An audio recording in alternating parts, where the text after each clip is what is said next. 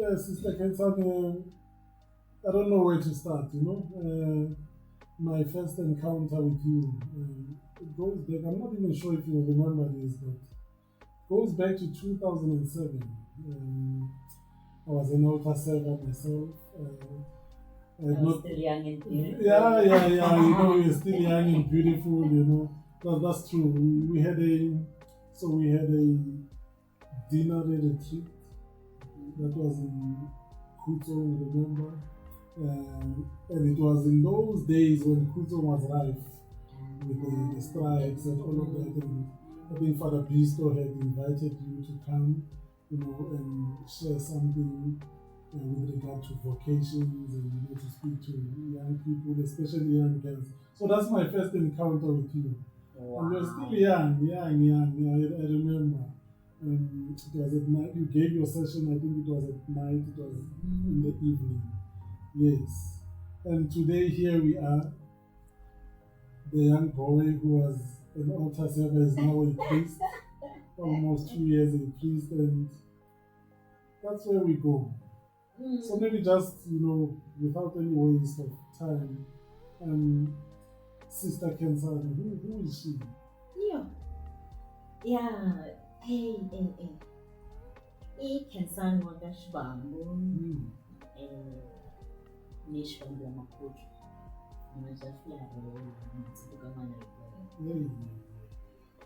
I am Zonga, like you can tell from my accent. I grew up in a Gasi called the famous Alex. I tell you, and things were happening then. What's happening now? Yeah. But hey, when we grew up at that time, they would say if you were to come in through one corner of the street, you will not be able to come out. That's how overcrowded Alex was at that time. So you can imagine what things are like now.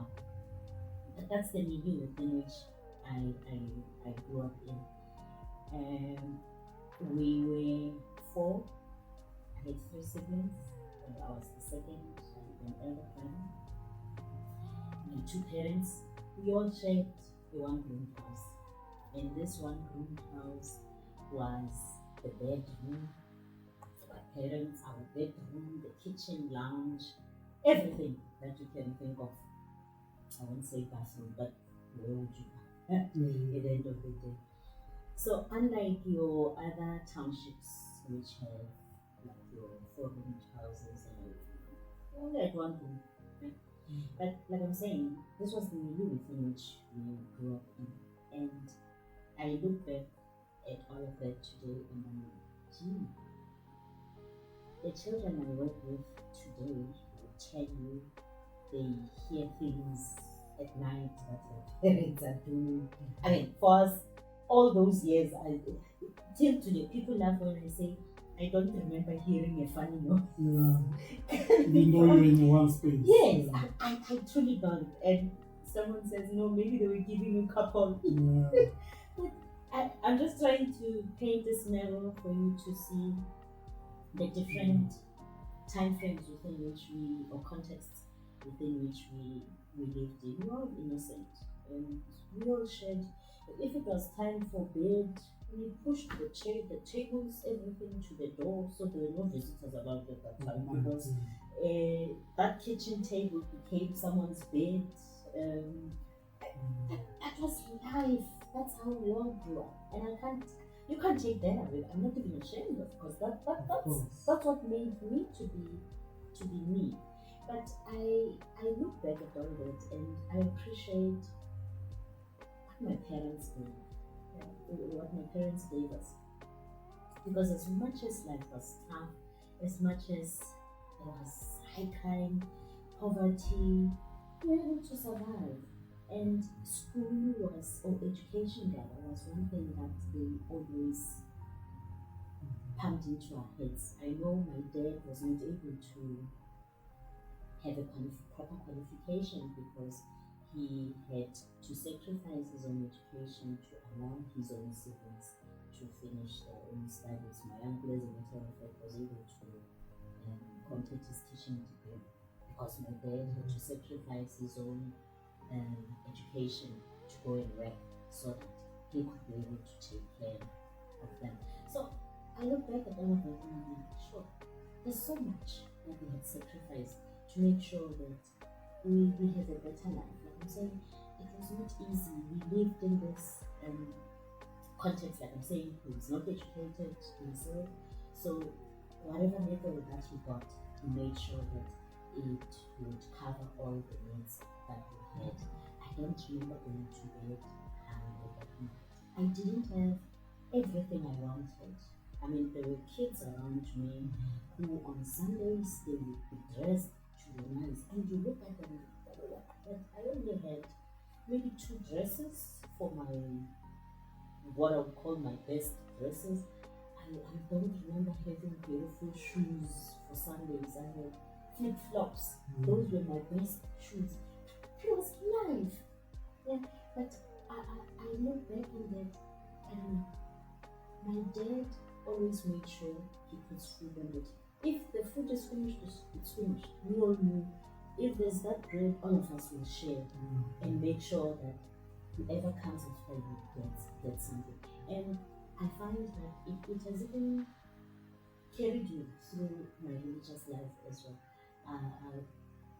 I'm able to share what I have with others to make sure that they also get the benefit of what I'm getting as well. So it's not just me looking out for me, but it's also looking out for others. So who Nkhensani is? Nkhensani is this one person who is kind, gentle, loving, generous, full of love, full of life. I have this inviting face which people look at me for the first time like, no, but I think I know you from somewhere. You know me from somewhere. Simply because I have this joyous, joyful, inviting face. So, Sister Mary, just before we speak about the sister Nkhensani, so you've painted this picture to me, of your family life growing up. So, who introduces you to the faith? Who introduces you to the Catholic faith? Is it a family setup? Or what's your story? Who introduces you to the faith? Well, we always think of ourselves as nothing Catholics, but there's nothing like that. We have to be baptized for us to become Catholic. My grandmother was Catholic, so when my mom married my dad, they married in the church, and life continued from that level. My dad, as a matter of fact, was a Sacred Heart, a member of Sacred Heart, and so was my mom. But later on, I think in Joburg, the main aspect of Sacred Heart was not very strong in a way. So I think he then decided to venture into music. So he was very much into music. So he got into the choir. So he was a full member of the St. Hubert's Catholic Choir. For many years, he died being a member of the choir, such that they always made a point of getting him into whatever position that they could think of. When he moves from the one position, he would be the chairperson, he would move, he would be the secretary, he would be the treasurer. So he was playing around all those roles. When it was so funny when he passed on, you can imagine all these books, whatever that they were. My dad always liked to keep. He was very administrative. So whenever he comes back from choir practice or whatever meetings they would have, he had a notebook where he was always recording whatever.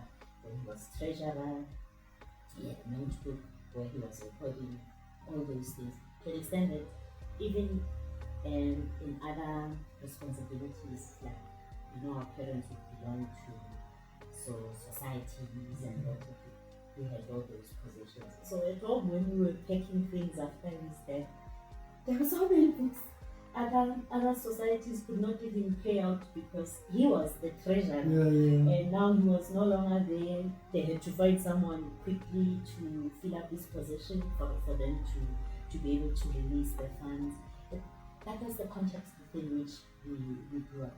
He taught us a responsibility. He taught us a love of our faith. I remember I used to like when I was for my home leave, if there's money set aside, this is like now when I was now a sister.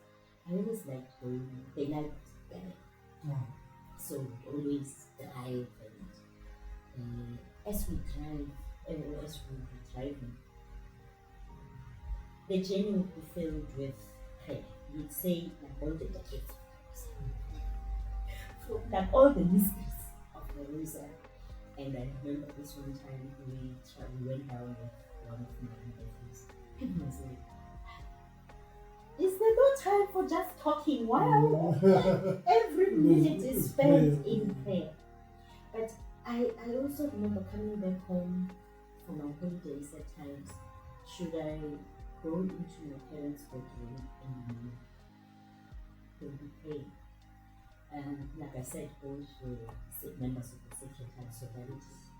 They would be saying this every night again. With a devotion to the Sacred Heart. So they would be doing that. And for me, it really fascinated me that after all those many years, the faith was something that for them was the bedrock of their lives. And I think this is what gave me that desire. I remember when I was 12 and my dad. Yes, sister. That's where I want us to be. We are not yet, sister. That's where I am. The 12-year-old you who's at church. That's where you want me to be. Yeah. What I remember is all of us, not all of us. I think the 4 of us. Our birthdays are around July. My dad, myself, my 2 siblings. So it's mine first on the 3rd, my dad on the 6th, my younger brother on the 13th, my sister the 19th. Yeah. So he got tired from buying cake almost every week. Yes. So this particular year he said, we are going to throw a very big party. And the question is, okay, so what would you like for cake? What kind of cake would you like? So there's 4 of us. So each one had to come up with their own design. I remember my brother had a car, and my young sister had a ball. And what did I ask for? Wow. And I go back to that experience and for a 12-year-old, I don't know what I wanted to want that. So I would say the seed was already there somewhere. You can imagine looking at a cake of a 12-year-old being vibing, but that is where I would say it got started. That was a turning point. My grandmother was still very much alive at that time. And this is at the age of 12? At 12. But I didn't know I wanted to become a sister. That was far from the other. I think even when I went to see my parish priest, I was about 16. I didn't know what a sister is. But I knew as a matter of fact, I said to Father Daniels, then the late Father Daniels, that I've seen Father Ken's work. Father Ken's like wearing his cassock and all that. And there was something drawing me that always drew me whenever I looked at him. It wasn't that I wanted to become a priest. No. Far from that. I didn't even know at that time all these politics around this. But I knew I wanted to help people like he was doing. So what did I do? I was reading. I liked reading. I would go to the library, get 4 or 5 books, like novels. But in those novels, I would come across, there would be like one chapter They were not necessarily religious, but out of the blue, there would be reference made to nuns, convent. And these were foreign concepts to me. I didn't know what they were about. So when I started feeling or getting a sense that I wanted to become a sister, I was a member of the youth group in our parish. And this started growing in me, disturbing me. What I was reading in the books was talking about nuns overseas. I knew I couldn't go overseas.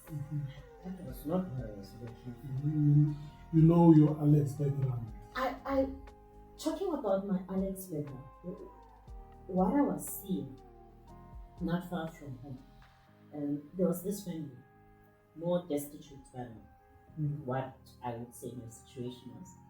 And the girl was a bit younger than me.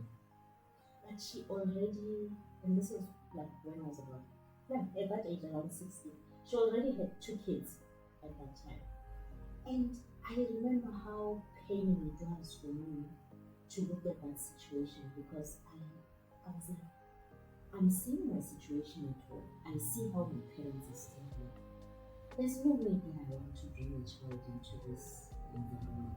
I even said to myself, if anyone is to marry me, they must find me with a job already, because I'm not going to raise a child in a poverty-stricken situation. I want to make sure that child gets a better life than I did. And I remember getting this sense that anyone who is to marry me must really work very hard, because I was not prepared to settle for anything less.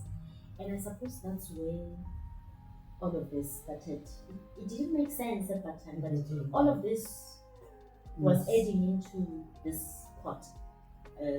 I'll call it my mixed group of how my vocation journey started. And it's that's how vocation stories are, relate to yourself. It's only now when you look back. It's only now when you look back and say, oh, this and this and this. Now it adds up. You take us back to this eureka moment of you asking for a Bible. I mean, who would ask for a Bible as a 12-year-old